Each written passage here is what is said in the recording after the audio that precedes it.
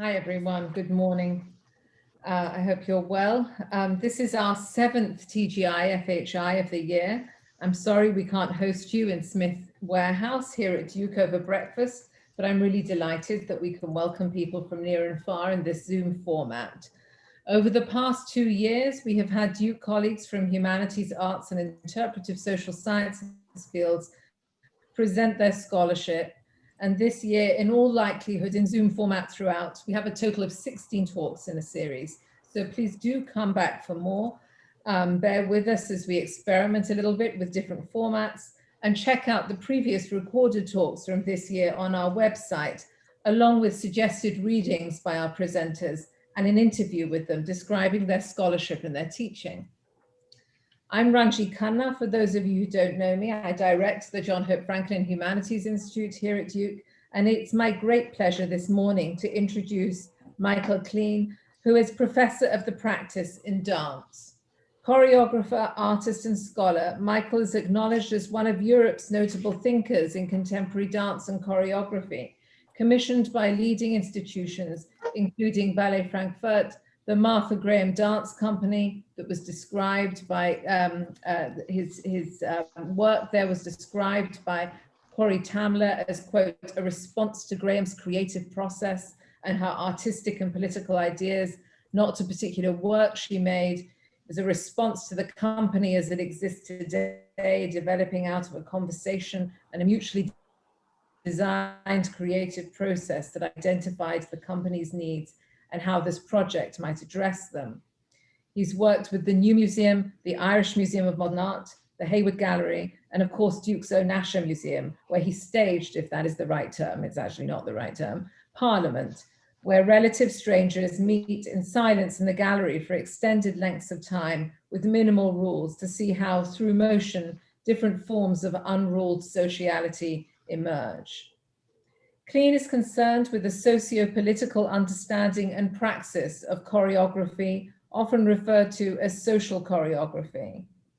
And his practice encompasses interdisciplinary thinking, writing, teaching, curation, and centrally choreographic works. And he performs in the visual arts as well as in performance spaces. In addition to his 2007 PhD from Nottingham Trent University, he was awarded a PhD from Edinburgh College of Art in 2009.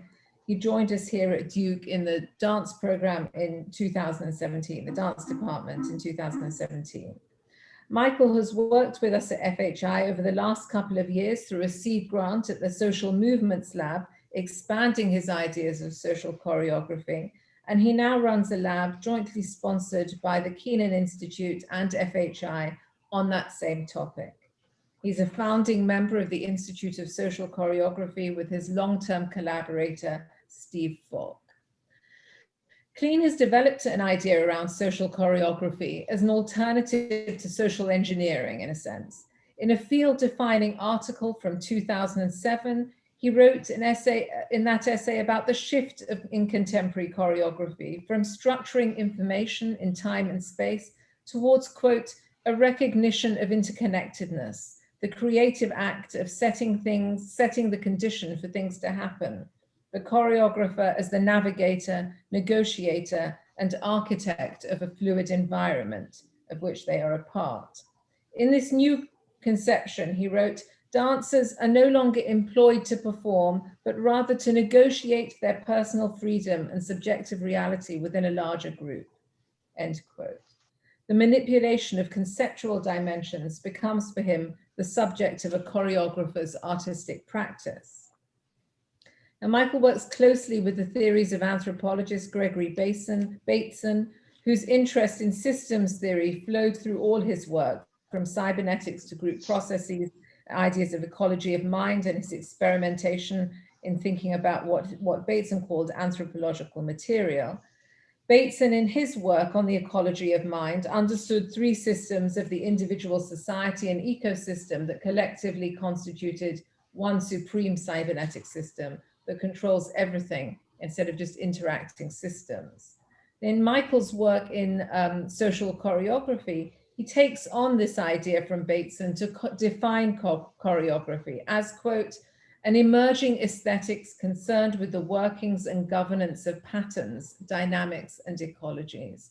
Choreography has been proposed as a pattern language, an emerging autonomous aesthetic discipline, the findings of which can be applied to other spheres of human endeavors, such as the social realm, end quote. A recent endeavor of his is somewhat different. The creation of the Hydrian, which is a new mindful tool designed for use by anyone, anywhere, and anytime. Its tactile design, it looks a little bit like a large ring, and intuitive features, he says, help to guide your awareness towards intentional living. The Hydrian offers an instant sanctuary within you, a mental space to perceive, reflect, and contemplate the world anew. Let your fingers guide your perception, he says, and start to think differently. Today, his talk will be about 35, 40 minutes long, followed by questions, which you should address to me in the chat. Thanks everyone for coming. Michael Klien's talk today is titled Wild Thoughts and the Killing of the Octopus, Social Choreography as an Aesthetics of Governance. So I now invite him to speak and you all to listen. Thank you, Ranjana. Well, that was a very comprehensive introduction, and it's a rare kind of treat to hear that with somebody kind of bringing it all together.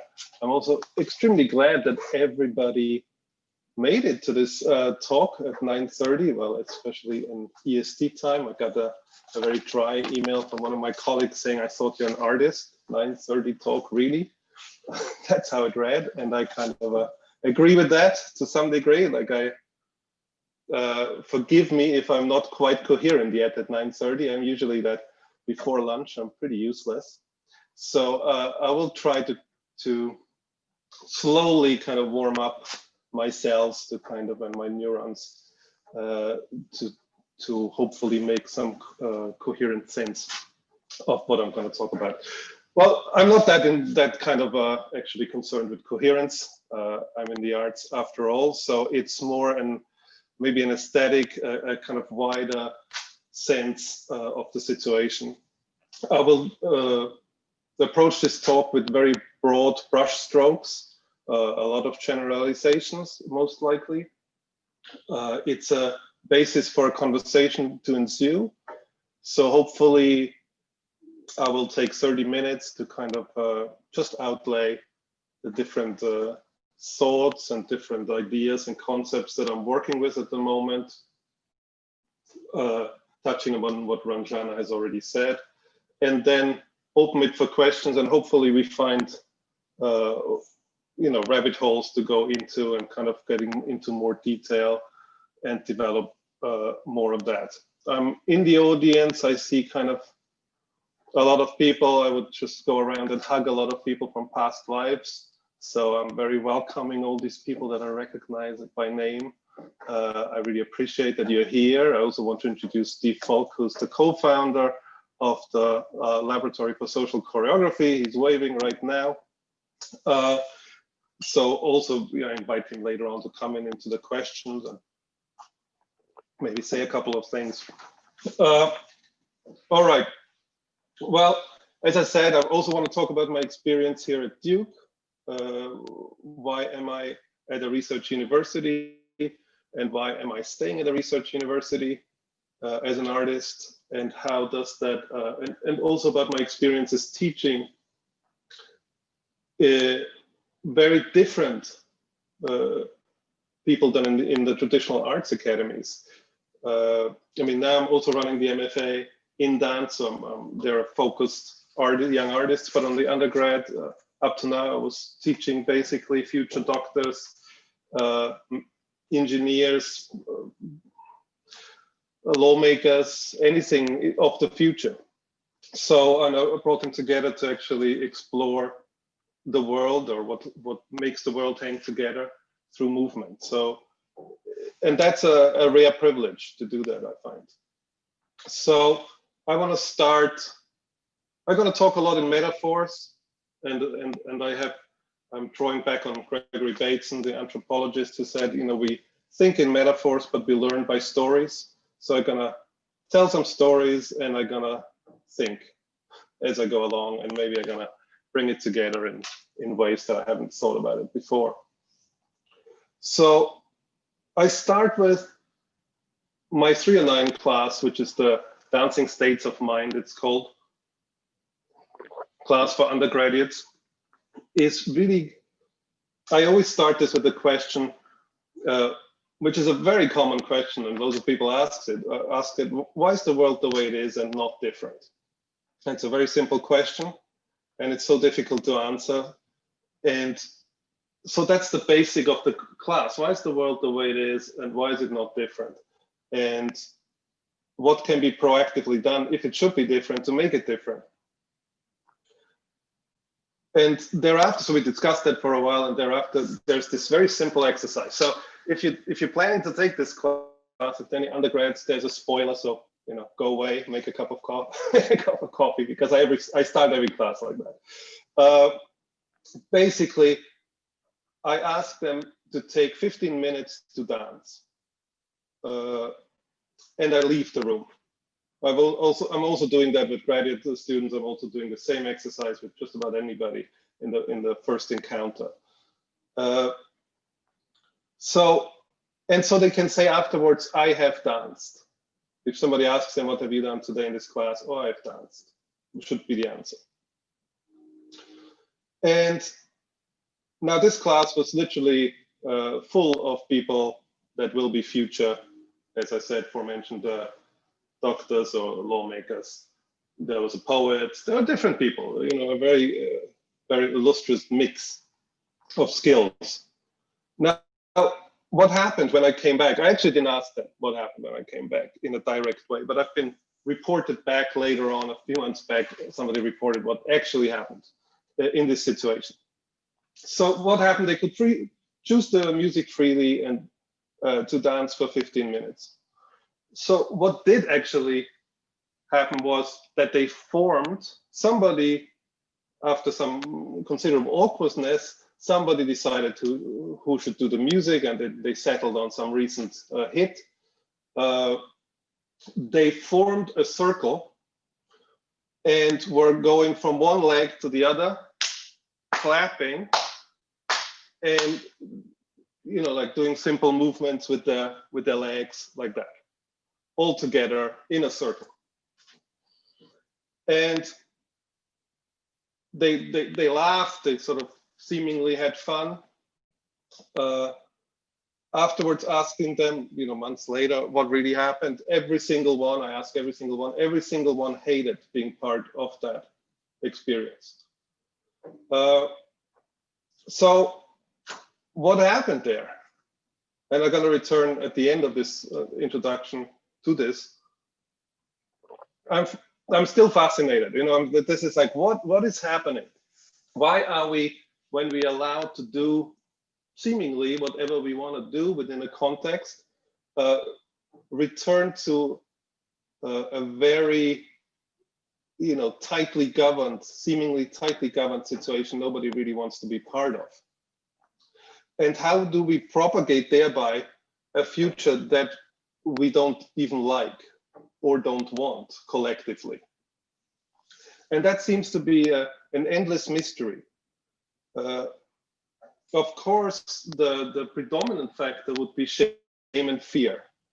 Like, everybody's so ashamed and everybody's so fearful to step out of line, to do something else, and you settle on the most harmless thing that you can possibly imagine in a very fast, unconscious dialogue, negotiation with each other. Now, but obviously there's more to it. Like, how does this happen? Like, why is the world the way it is and not different? And I have like loads of different theories and maps and mind maps about that that have come together over the years. But recently I came across this really interesting quote, which I found rather inspiring, by somebody called Charles Foster in his book, Being a Beast. It's a fascinating, it's a semi-fascinating book, I would say. I'm very fascinated. It's a scholar who attempts to live like animals, digs earth holes, and to live like a badger and so on. and writes about his experience that is really also deeply researched. But here is the time when he spends as a deer, and he's trying to understand deer, and he's writing about deer. And he wonders, their behavior seems bizarre, and he does all this research, why they behave like they do, like, why do they still behave as if there are wolves around, even though there are no wolves in the UK. There haven't been wolves since the 14th century. So he's wondering about that. And he writes, these red deer spend a lot of their lives in ghost forests, whose trees were long ago felled for ships and sheep. They see the ghosts as solid. They duck to avoid entangling their antlers in branches that were lopped before agincourt. They graze in the shadow of oaks that have cast no shadow since the Bronze Age. They can never exercise the land. If they did, they'd exercise themselves. So I found this kind of the idea of ghost forests a very powerful evocation and a very suitable evocation to think about also, of course, the human condition, and to think about how not just the human condition, but the broader kind of development of our psychic environment and of the mental environment that we and, you know, human and non-human, living and non-living things are all part of. And rather for humans, of course, rather than saying we cannot, we can never exercise the land, it seems to be more the socialization that we cannot exercise. Like, we seem to be deeply social animals. I think the pandemic is sort of at least 50%, is a 50% proof here in the US at least, of people really responding to the pandemic in sense of a social animal, of changing their relations to protect the collective. And this notion that we are kind of entangled in a ghost forest as humans, in our daily behavior, in our daily pathways, in our way that we create, becomes kind of apparent if you start thinking about it. There's also a different kind of there are different theories, for example, about evolution in plants, that the European fauna is deeply impacted and is still kind of in relation to, has grown in relation to elephants, which is kind of ironic if you think that there haven't been elephants for thousands of years in Europe, in Central Europe. So there is this kind of the forming of the mental sphere, this forming of the land is deeply entangled and again connected to the forming of our socialization. Now, I like to talk in terms, I for years now, and that is based on these ideas of Gregory Bateson, my language around the forming of land and the forming of a mental sphere is really one and the same. Like, I treat them as one dynamic. So if I talk sedimentation, I talk about how our thinking sediments the same way as I would talk sedimentation, as in how topographies and are kind of emerging. Now, of course, and I give a very, from my discipline, I can give an example. If you just think ballet, most of ballet is nowadays, even still works, are really concerned with the emperor's view, which is this elevated central view, a little bit up, where there used to be the aristocracy, the emperor, the king, and so on. The king's view used to sit. And so positioning, even in the crochet position and so on, always goes towards the emperor. So the composition is built around seeing the body, being seen. So when I was studying ballet, for example, I was like, so they can see your body. But the day was a very, virtually created century-old aristocracy. And I still wonder why they should see my body in many ways. And so democratization in our art forms has not yet arrived. I mean, we are still living the same way. We're bowing to things that of long gone forces, and we relating to things, and we kind of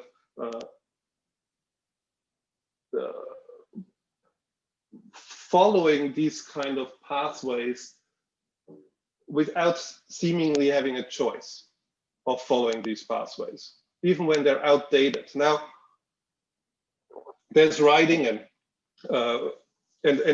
there's a lot of kind of cultural theory to support these kind of arguments, of course, whether it's Judith Butler or whether it's Roberto Unger, to talk about entrenched thinking. Roberto Unger with this concept of false necessity that really talks about how through repetition and through the thought is kind of becoming entrenched and is becoming nature, is becoming, it's becoming second nature to us. So we understand it as nature, even though it is a false necessity. It's not necessarily there. And it's also not surprising that all of these kind of, all of the ghost forests create their own ideologies. And these ideologies govern our perception, they govern our forms, our aesthetics, our bodies, and in turn, they recursively kind of inform then and develop these ghost forests. And this is a deeply entangled, recursive kind of situation at play. And an example I give that often in class is, how do neoliberal capitalists move? And then we talk about it. How could they possibly move? What would it look like?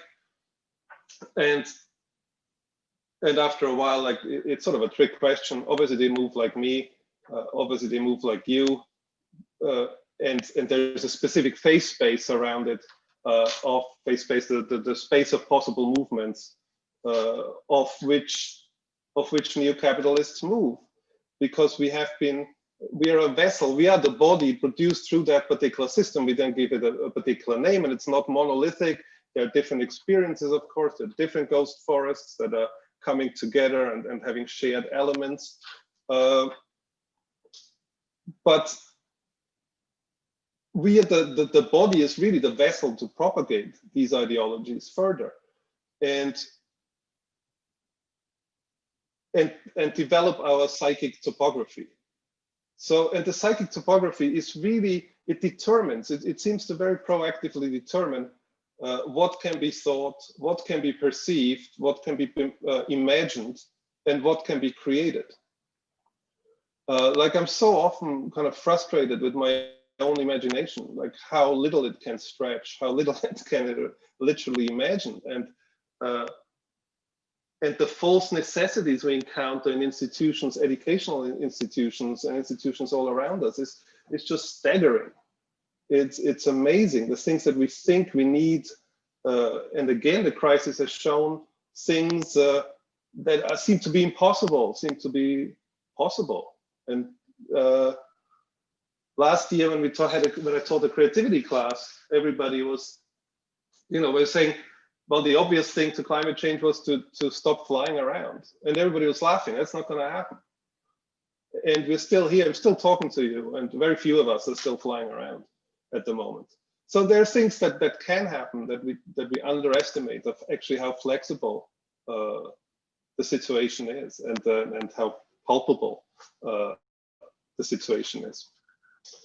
Now, you could say, well, ghost forests, everybody would be, every kind of situation, every society, every civilization develops some sort of ghost forests, develops some sort of psychic topography. That is absolutely true. And what's wrong with this, the one that we find ourselves, and I very over the top, because everybody will find themselves in a slightly different ghost forest, but collectively we certainly find ourselves in a ghost forest that is full of inequalities. I think we don't need to go into it. That is full of unsustainability that just cannot maintain itself, because and I'll go into that in a second. And of course, it's full of insanity, therefore, with a majority of students in universities, and especially universities where I teach, one can safely say that the majority of students are on medication for various different psychological symptoms. whether it's stress, anxiety, and so on. So that points towards that there is something deeply wrong. And part of another class, I asked people to, of the grad class, I asked people to actually observe patterns and come back with patterns every week that they find, regularities that show up in their own world. And so the most obvious of these regularities is the square and the line that seems to show up everywhere. And then you realize you sit on squares, you look at squares, you look through squares onto squares, and the classroom is square, and the floor is square, and everything seems to, you look at squares, and there is this kind of exponential growth of squares. I'm sure there were a lot less squares around 100 years ago even. And the line in this, the line, how paper is aligned and how it sort of governs subconsciously our thought and bringing it into line. How lines are emerging and how the squares are emerging and becoming kind of like a cancerous dynamic, like of a pattern that only changes in, a system that only has changed in one direction. So there's exponential growth of a particular way of looking at the world. And this monoculture is highly problematic. And then the first response, of course, would be, well, let's do circles. But the let's do circles is really the square thinking. It's a response to the squareness of the situation. Let's do spirals. That's still the same of the squared thinking, because it has, another student had a creative breakthrough that they can do non-perfect circles, for example. That was the breakthrough of the semester, that circles don't have to be perfect. So there is kind of like the same thinking that is square is actually translated then, even if you change it, that goes into this saying, the more you change things, the more it stays the same, if you don't actually tackle it at the level of perception. Now,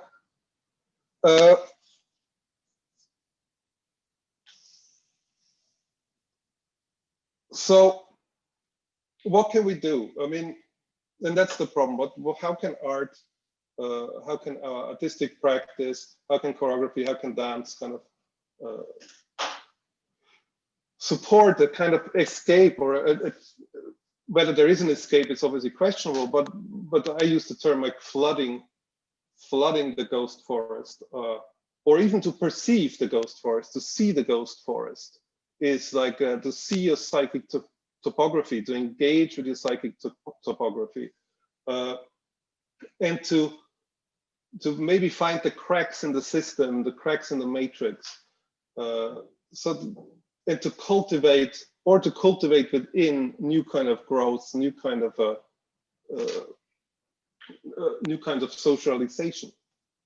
And of course, my personal practice is kind of really imbued with this notion of to stop the things we're doing. And that came through earlier work I did with Dr. Dance Company, and there's with Steve Falk, Jeffrey Gormley, there are kind of a few people here in the audience as well from that time back then. And that had to do really with this, stop what you're doing. That's the first thing is, if you want to stop propagating, is to stop what you're doing. Then this long notion of observation, to experiment, like to be open to experimenting with others in the relational setup, in your own psychic setup, to be open to forget, and you cannot proactively forget, obviously, but you can forget by learning, like things will disappear from your radar. So to learn to unsee things is becoming extremely important. To liquefy your own frames of perceptions, as well as to play, like this playing for real seems to be important. And all of that, to stop, to observe, to experiment, to forget, to play, to liquefy, is really an expanded sense of to dance for me. That's how I understand dancing as. You dance to kind of get the relations flexible again, to kind of loosen up the relations, to get into a liquid place where you can, Badiou calls it, each and every time a new name given to the earth. So after you dance, you kind of really re-see, you kind of see things new, you reframe what you've been living in. So you're actually changing the situation for yourself. And so my approach is that I have kind of like this slow approach, or the sort of softer approach, and then this kind of harder approach of when I pursue work. And the soft approach is really working over years and years on awareness, on perception with people. It's a very it's understanding of like focusing your awareness towards the other, towards the outside, towards the internal processes, trying to understand internal processes through moving, through listening. So it's a very drawn out process, so if I do a piece, which I don't do anymore as such, but if I work with dancers, I would work a year long on this process to actually get into the senses and trying to understand. It's not a 5 weeks production cycle type of work. It's really a practice. And then the other one is more where I aim for psychedelic thunderbolts. I love that term. I don't actually know who came up with this term, but it's the psychedelic thunderbolt that rips you out of your normal social setup and makes you look at it as if from above, and you get a sense of. Somebody talked about Nietzsche, kind of having this.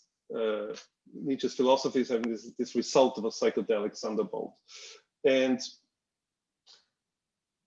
what it does, it sort of breaks the ritualized propagation of ideologies between generations. You could say the LSD in the 60s and 70s, that was kind of like this rupture of where the experiences that came in weren't just the propagation of what came before through memes, but actually were the experiences through a direct interaction with the world, a direct experience that wasn't based on your parents' experience, or wasn't based on previous generations' experience. And that rupture, this psychedelic thunderbolt, I'm kind of trying to achieve through kind of propositions of containers. So Parliament, Ranjana mentioned it before, is what I'm working on. Still working on. I've been working on it for a few years, but this was meant to go like to numerous different institutions, and this year, and of course with COVID, Parliament, where you're really in touch with other people, cannot happen. But I still want to show a little, just a 1-minute clip from Parliament. So these are kind of, for me, it's like an instigation of a democratic ritual of to start thinking about or start feeling yourself in relation to other people with agency. And it's a training ground for democracy in a very, I mean, that's a claim, but I would say I own that claim. So I just gonna share screen with you on that one. So this is just a minute.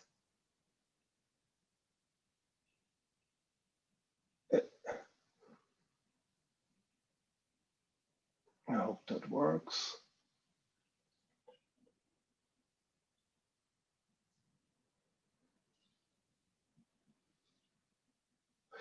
Do you get sound on that? Oh, you don't get sound. Where do I do that? Okay, let me just check if where do I? Oh, come on, stop share. Okay, there we go. Share computer sound. Okay, we're getting there. So I think now you should hear this thing.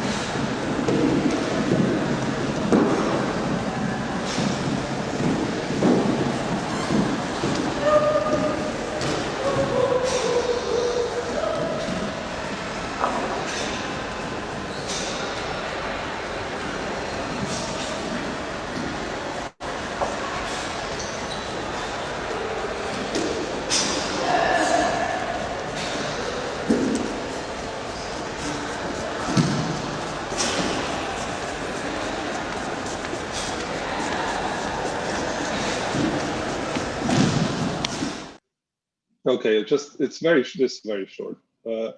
So in parliaments, just to explain a little bit the context, there are citizens coming together. This one was at Duke at the National Museum, where about 50 citizens a day come together and spend 6 hours together without language, with a minimal of instructions. It takes me 15 minutes to make this presentation, to make people understand what governs this situation.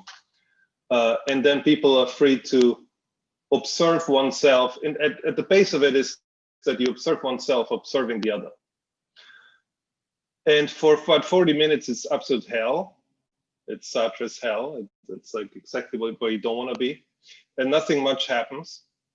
And I always think, if I'm in it, I'm not that often in it anymore, but if I'm in the room, then I go like, why did I do this again? Why did I set it up? It doesn't work.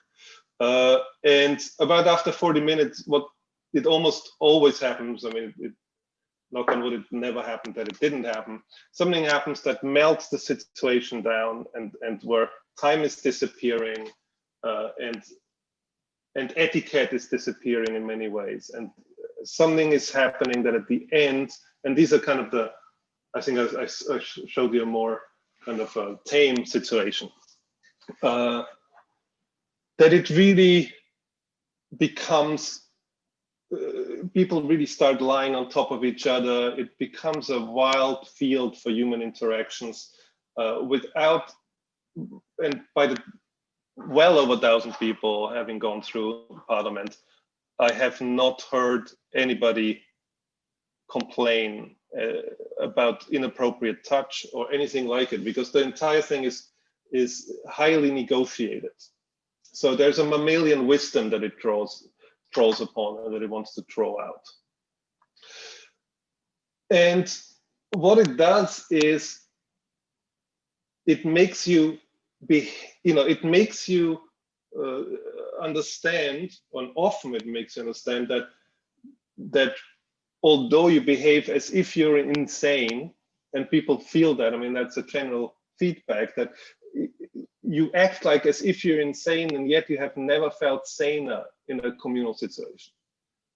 And that should give us pause to think what's going on. And I very much have the same feeling. And I see here, and even in the audience, there are a few people who have been in Parliament. Even in this video, I know a colleague who has been in this video. So maybe we can hear back from her. And so that's the side. If I work with citizens, I call them situations, where I work with, in the tradition of situations, where I work with citizens to develop this kind of situations where they can negotiate their own relationships with each other, and kind of hopefully have this psychedelic thunderbolt that gives you, a lot of food for thought for weeks to come. I would love to install Parliament, and I've been working on that for a kind of non-stop for a whole 3 months or 6 months, where it would run every day and would have thousands of people for a community to go through it. But I haven't achieved that yet. That would be one of the goals that I would be interested in doing. If I work with dancers and in a more one-to-one basis, I find I work probably more towards the dancer as a totem, as a kind of emblem of the relationship that the dancer is embodying and living through, a kind of different kind of relationships between the environment and herself. And to work that usually takes weeks. I didn't want to show now an example. There are many examples on my Vimeo site under my name. So what I wanted to show to kind of finish up is actually after, let me see. Okay. So this one, I think I did.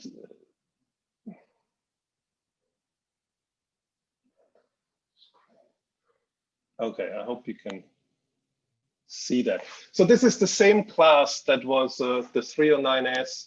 I have lowered the quality considerably because I don't want anybody to be identified. I've asked for the permission though. It's just a mobile phone recording of the very last 20 minutes of this class. So they started out in a circle when given the freedom to choose what they want to do, how they want to dance. They were choosing a popular piece of music, getting themselves in a circle and clapping and putting their leg forward like that. And pretending having fun while everybody hated it. So this is the last class. 1 minute.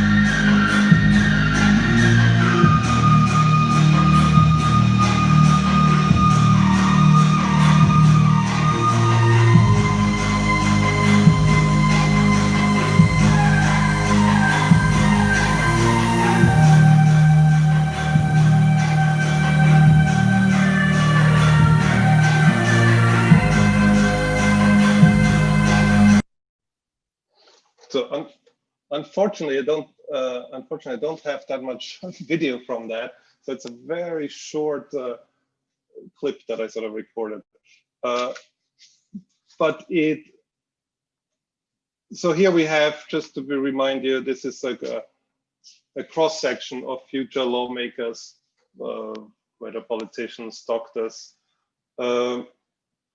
poets, writers,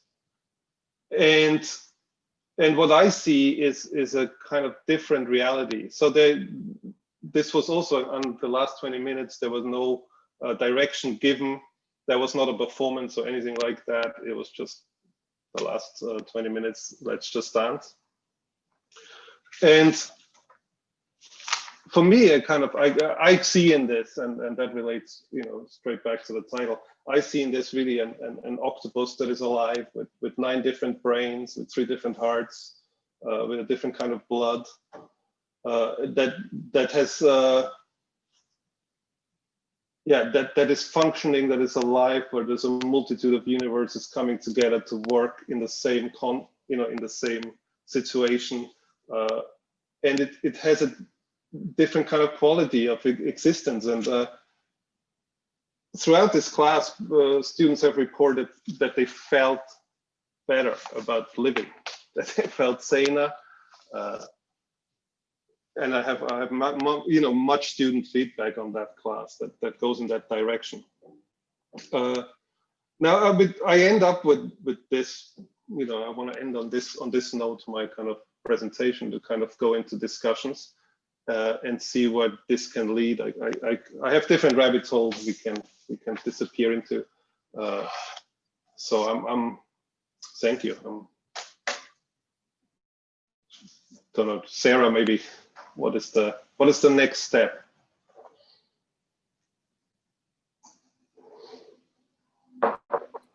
We'll transition to a Q&A. Yeah. Right. And I'll paste instructions into the chat. Okay. So thank you. Thanks, Michael. Very interesting material here. We already have a question coming in. Katya, would you like to actually ask this in person? I think that Sarah can unmute you or invite you to unmute. If you can't do it yourself, I'm not sure. I don't think you can do it yourself. Thank you, Michael. Hi, Katya. That's great. And I had probably asked you this question before, but for the benefit of everyone also who might be wondering, I was just wondering if you could talk about your choice of the word citizen to talk about participants in Parliament and Parliament itself, which is obviously evoking, political life rather than everyday life or creative life, or and how, if you are going to own the claim that this social choreography is experiment is training ground for democracy, how you reach audiences, and I think you have, I think in previous iterations of this, how you reach citizens who, beyond the obviously kind of self-selecting individuals who would be open to this kind of experiment. And that maybe kind of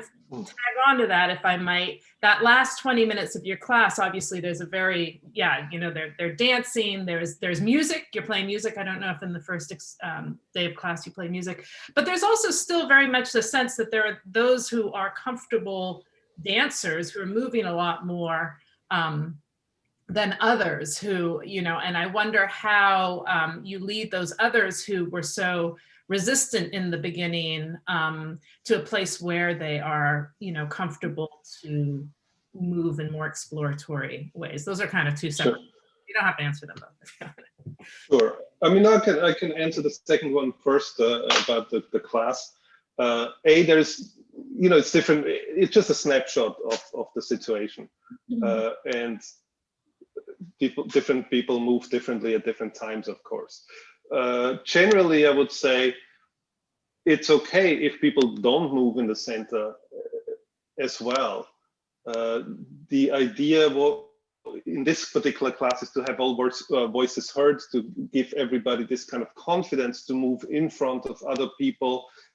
It's a very, there's no performance interest in that class. It is really around how do you create a mutual vulnerable situation that you cultivate over the whole term, that people bring out more of themselves than they would do in any other situation at Duke.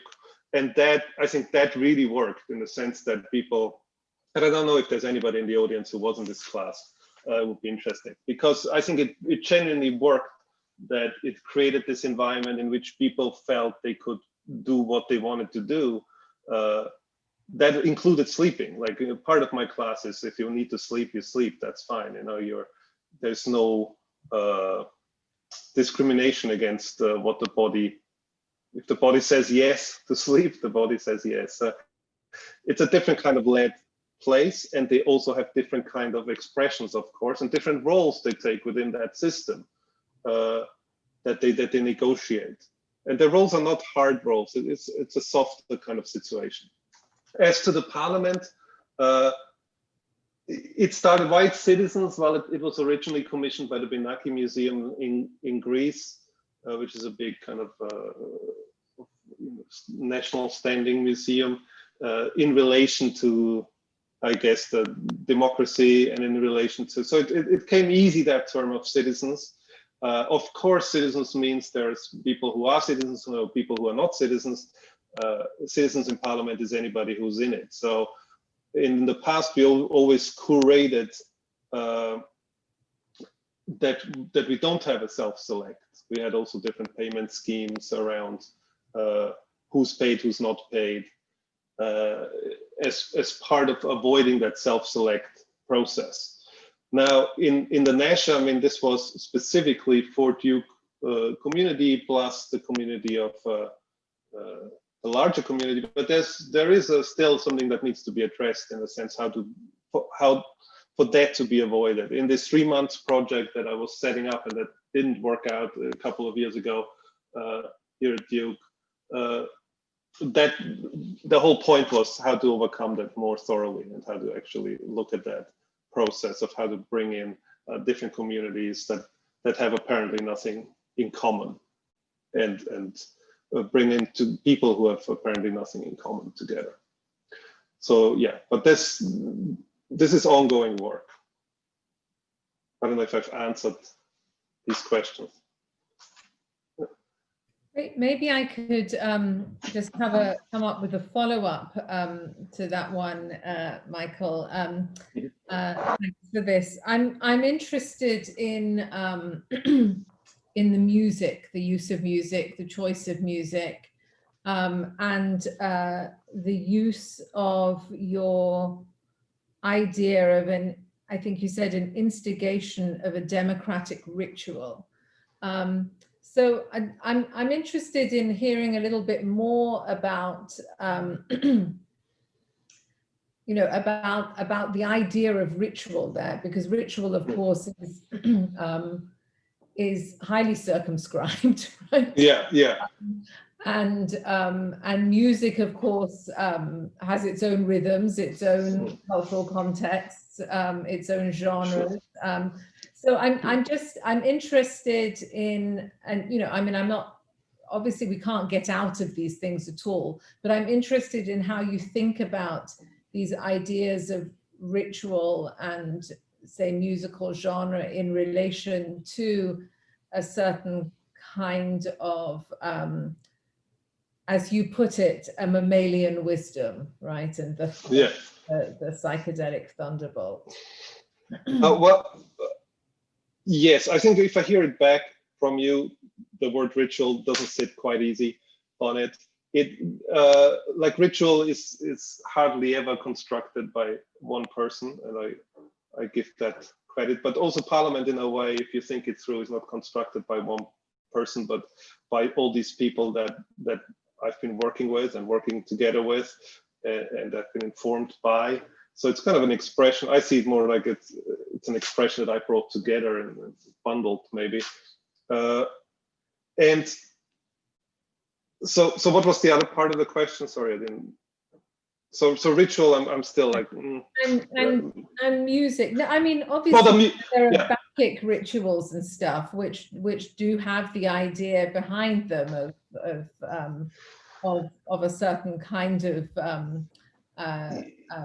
freedom in movement, etc., right? So I mean, you know, I'm not saying that they're not all sure circumscribed, but I'm interested sort of anthropologically, given that you've worked with sort of anthropological ideas, with ideas of ecology in relation to ritual. I'm not saying it's the wrong term. I'm just trying to understand that, you know, that sort of slight, how you're thinking of that sort of slight tension between, say, like genres of music that do push one towards certain kinds of movements rather than others. Of course, just rhythm, you know, that is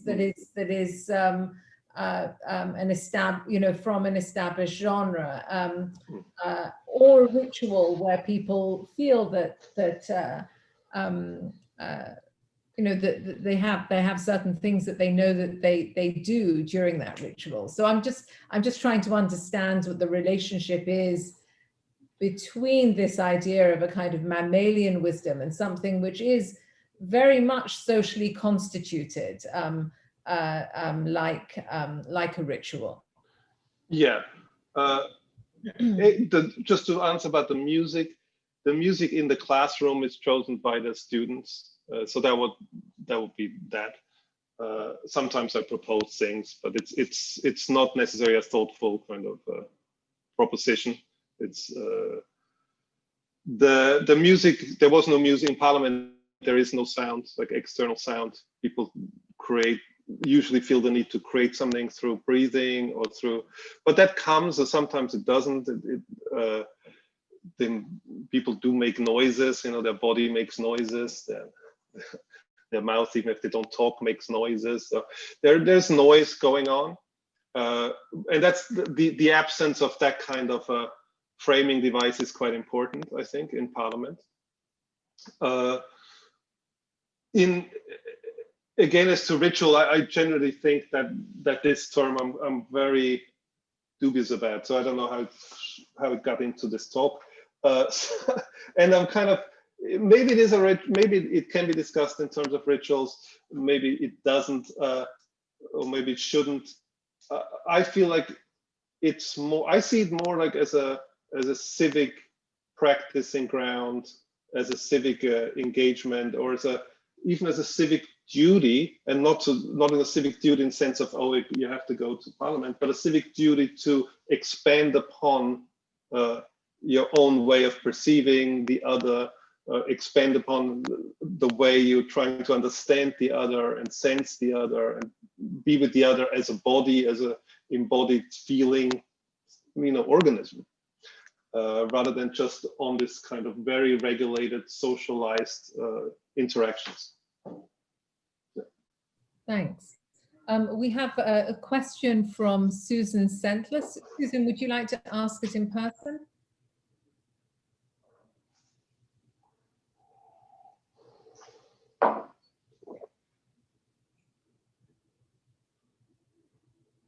Susan, where is she? I'm actually just. Okay. Oh, okay. So, Susan. I have asked. Hello. Yeah. Now I found it. Okay. No, it was just, it was kind of a segue, I think from the first question. And I'm looking at what I wrote.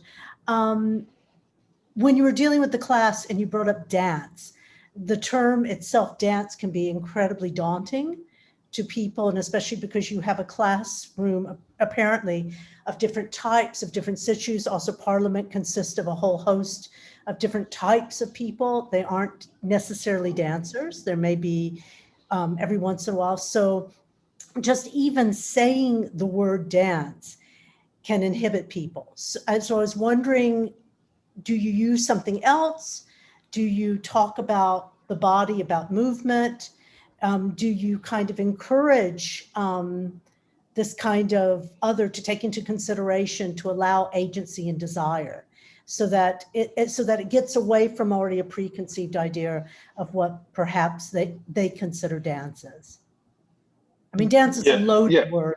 Well, thank you, Susan. I mean, in my class, the dancing states of mind class that I described, I just described it now for actually leewaying or segueing into a completely different kind of way of talking about what I, the presentation. So the class in itself is really about dancing states of mind, and hence the first exercise is really there, exactly as you say, to also demonstrate the kind of radically different approaches and understanding in each one of us what dance is, and inhibitions of why we are inhibited to dance, and then kind of from there we kind of take it and sort of deconstruct the term and and look at dance as a kind of phenomena and what could constitute this phenomena, and we use different philosophers and anthropologists and so on to actually move and look into these kind of and to deconstruct it and to kind of put it together again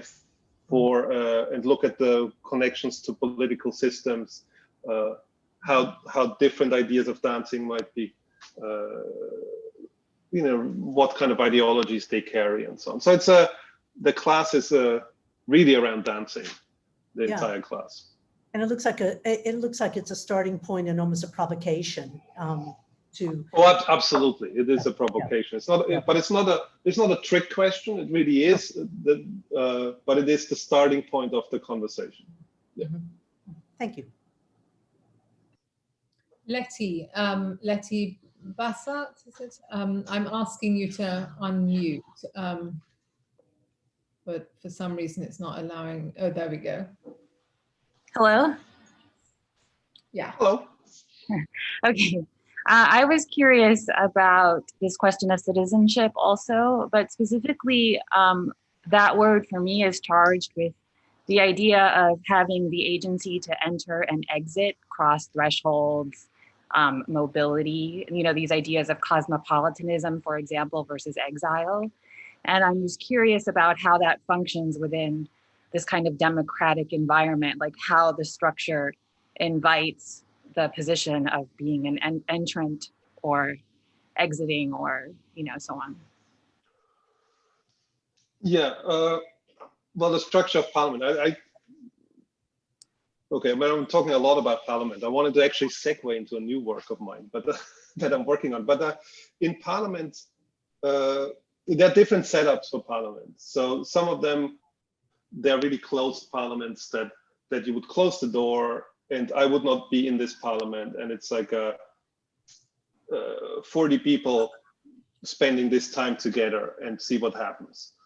And then there are parliaments, like in the National Museum that you've seen, they're highly porous. So there's a group that wants to do that, and then there's this passerbys, then there's the audience that goes through the parliament. But because nobody's in, you know, a costume or anything, you just don't know who's who, and people are sort of being sucked into joining the others in a very loose sense. Even though they don't have the information, they only get the information really sensory. What's going on, they're kind of joining the larger group and sort of kind of stay with it and leave in their own time again.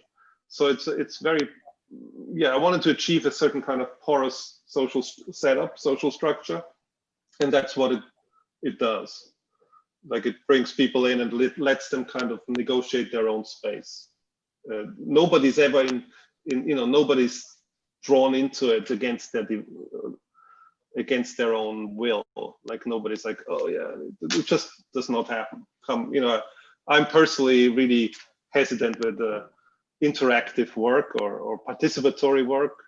It doesn't work for me. Like, I get very uncomfortable immediately, and so I wanted to create a situation where participatory work would work for people like me. Yeah.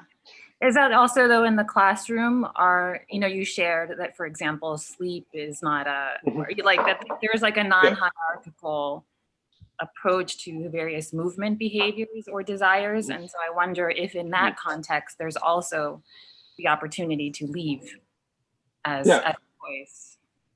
Yeah, people leave all the time. If you could talk about that piece. Well, I haven't considered it deeply. Like, I haven't really, you know, observed that, but I know that people have left all the time and come back in their own time. You are still at a research university, so there's an ingrained self-governance towards compliance. Let's put it that way, and that is very hard to kind of even, you know, to break down, to kind of to give them a sense that they have more power than.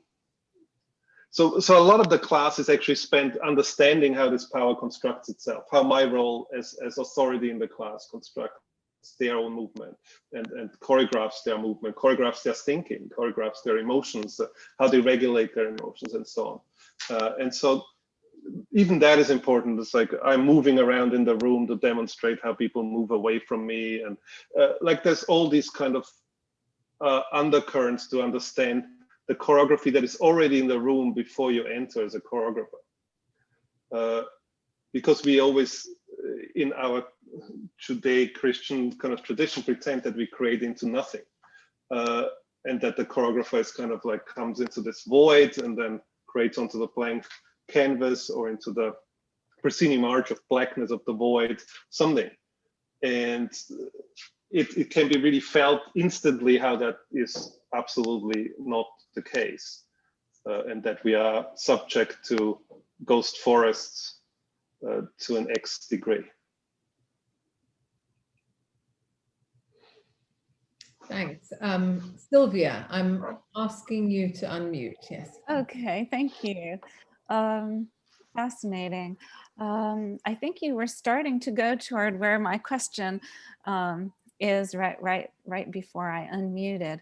I was curious about social mammals interacting, and when I see the students, I see people expressing themselves sort of like very individually and autonomously, the way our society learned to dance in the 1960s when the foxtrot sort of went away, right? So I don't know if that you're supposed to dance alone together is a new kind of ghost forest, or when you look at that room full of dancers, what kind of interactions under the surface do you see? Like, how do you read the interactive aspect? Yeah, that's a really interesting question. Like, what are the normative forces at play once you kind of that keep us together as a society, because normative forces per se are not the problem. Like we all need to norm ourselves in some way or the other to maintain some sort of social coherence. And this alone together is interesting. And I'm not claiming that I'm at an end point where I have the answers and I can proclaim the new constitution into the world and the new way of behaving. What I know is to create spaces where there is care, you know, a deep sense of care is important, like where people move in their own, you know, with more individual agency, but with an understanding of a collective. So to understand that their action impact, to understand that when they take space, they take other space. And so there's also a kind of conversation in this, and there's nothing wrong with taking space, but to understand the context of taking space. And that this kind of, this complex consciousness, to cultivate this complex consciousness of the individual versus the collective stability, and the individual freedom versus the collective stability. That is really an aesthetic field. I think that's no rationale that can describe that. It's an aesthetic field and with aesthetic field I mean like a full sensory knowledge that is a full body knowledge, that where you every hair is alert to somebody else's hair, where your breath entangles and you're aware that they're entangling, that you're sharing air, and that, yeah, this kind of consciousness, and that's what the classroom does. And it's only, I mean, you only have them 3 hours a week. It's not like that you for one term. So it's a start of something. And I've never shared this material out from the classroom. So for me, it's like you also have to see it in context. This is not a dance school. This is people who go on to become, you know, politicians or you know, doctors or engineers mainly. So, but to create this sensitivity in other than the artists is for me an extremely exciting prospect. Thanks. I'm asking Ginger Wag to ask her question. Uh-oh, I think I invited, okay, 1 minute. Can you speak? Yeah, I think I'm here. Okay, thank you. So after having been a part of several of your events, Michael, I keep coming back to a curiosity about unlearning, and especially with this concept of the ghost forest, and now what we're talking about with this agency within a collective too. I'm just curious about your take on if you even think about unlearning when you invite people into these spaces, or if it's a different concept, because I just keep coming back to that. That's a great question. I don't think proactively about unlearning. It has just appeared to me through my own getting older that I've unlearned stuff, and that certain things are no longer an option for me. And I'm fascinated how that happens. Like I used to, simply, very simplifying is I used to eat everything, like everything. And when I travel a lot, I used to eat fast food all the time because I knew I wouldn't get, I assumed I wouldn't get food poisoning. And by changing my diet, by changing my thinking about production, learning about production, this has disappeared from my radar. Like fast food, I do not see McDonald's. If I go anywhere else, I do not see McDonald's anymore. Like it doesn't, I've unlearned to see this an option. I go hungry. Like it's not there. It's a kind of strange thing. It's just not there. And this unseeing of things happens in every aspect of our lives. Like we continuously have blind spots, but it's great to have developed blind spots that you really want to have, rather than to have blind spots that you don't know you're having, which we all do, of course, and as a society. Thanks. There's a question from Jeffrey Gormley, who would like me to ask it for him. It's actually more of a comment, very interesting comment, also reflecting on the use of the word ritual, which he does not think is inappropriate for this context. And he says, if we think of ritual as collective enactments of forms, hierarchies, cosmologies that shape their communal life or society, often controlled by a particular caste, then perhaps we can think that Parliament creates a fertile, democratic, distributed context for enactments and discoveries of new, contingent, spontaneous, ephemeral, non-binding metaphors and images for the communal. First of all, Jeffrey, thank you. And Jeffrey has been a long-standing collaborator. So a lot of this thinking that has come through in my own practice happened at this, or a crucial point happened at the meeting of Steve, Jeffrey, and myself in Ireland 20 years, almost 20 years to 18 years ago, when we came together to make a symposium called Frame Makers, about the choreography as an aesthetics of change, where we really started to think about these expanded notions of choreography. And so he's very smart. So I think that I would like to get that in print, and then I can actually digest it properly. So he's probably onto something, as I know Jeffrey. So thanks, Jeff, for that. Okay, there is a question from Christopher Vitiello. I've asked to unmute. Yeah. Oh, and I'm invisible too. Here, let me be a visible human. And let me find my question. I thought we were supposed to email questions. I'm sorry. Yeah, it's okay. I mean, I can ask it for you if you prefer. I got it. I'm finding it. Okay, here it is. Okay, so this is going to be very coherent and articulate because I actually wrote it.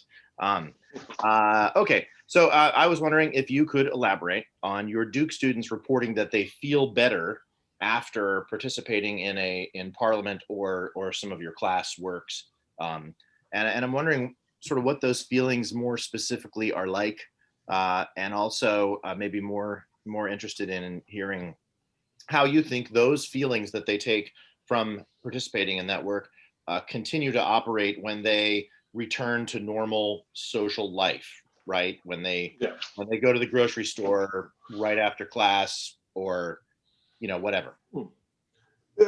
That's a great question, because it's not salvation. Like in a way, it will not, especially, but if you partake once in Parliament, it might give you this psychedelic thunderbolt, and might you will start asking a lot of questions about your normal positioning and situatedness in the world. But it will wear off the effect. You will start, and I hear it very often in Parliament, that people go singing through the aisles in the supermarket thereafter and have like loosened social borders.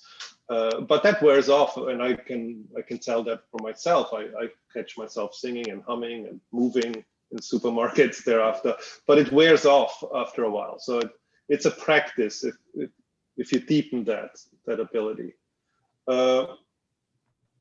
As to what students report, I mean, I'm very careful to claim, because it's Duke University, so you have to have everything in studies and points that kind of point to it. I get clear evidence in discussions with human to human discussions that people come off medication even. So we have this situation where people feel like this is therapy, and they talk about it as if it's therapy. And I'm always putting disclaimers on, this is not therapy. They have to, even they work with their therapists and this class in a strange way. Like they discuss this class with their therapist, and they feel it's becoming part of therapy. And I hear that repeatedly. So that's not a one-off. So yes, it is therapy. I mean, it is therapy, and it's not. I don't claim it is therapy, but of course things are therapeutic when you move together and you feel like there's a great, let me just say, there's an amazing quote that you can all look up, not a quote, an amazing kind of a discussion from Mark Barrett from Yale University. He's got the Center for Emotional Intelligence there, and there's talks on the internet. And he's, in the question of what do you expect to feel when you come to Yale, and Yale, and these are the sort of similar environments that we are in. The number one answer, which nobody could predict it, was, I want to feel loved. And that is and there is nothing in the setup, or very little in the setup, that responds to that expectation of the institution. And I think that class, in a way, responds very much to that expectation, that you create a framework in which you feel loved in a collective sense. It's not strange, it's not weird.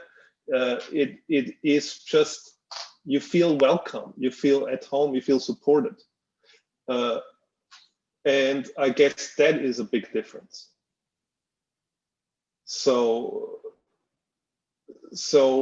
Yeah, I mean, the Center for Emotional Intelligence at Yale, it gives you a lot of, I mean, if you listen to these talks, they're great because they give you a lot of food for thought of how these environments are structured and what are the kind of ghost forests that don't allow for what is actually needed to take hold.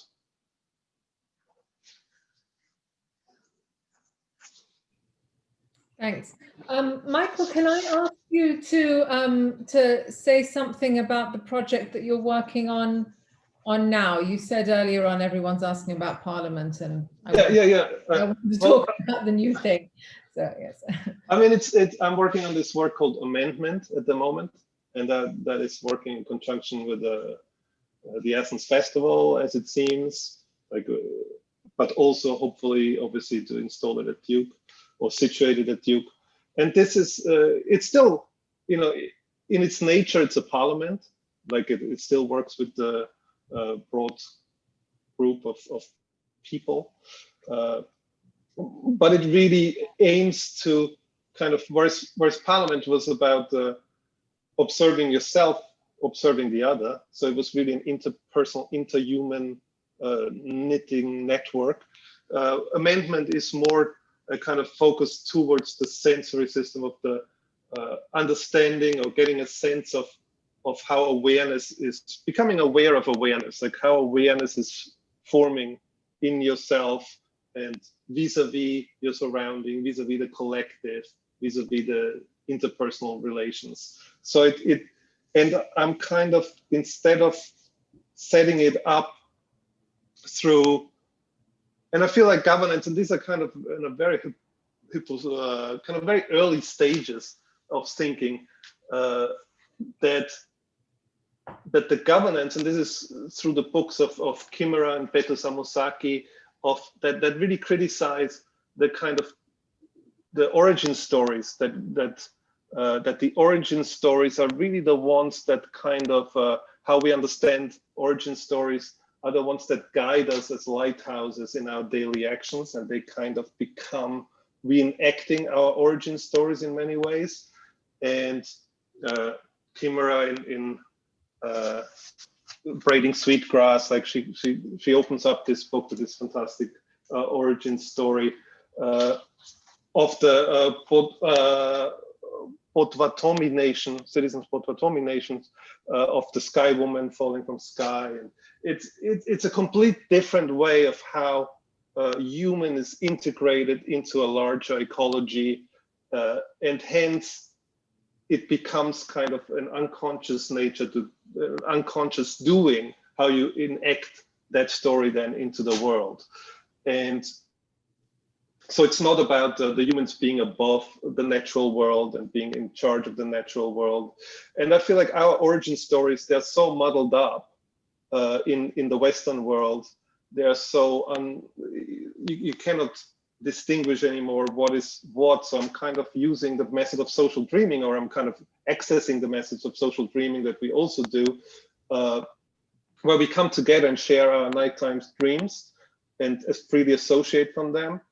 And I build out, and it's a purely speculative practice, of course, I build out fragments of an alternative origin story through dream imagery, and then give that as the governing source, with as little as other information, just this story that is developing through a multitude of dreams of a multitude of people.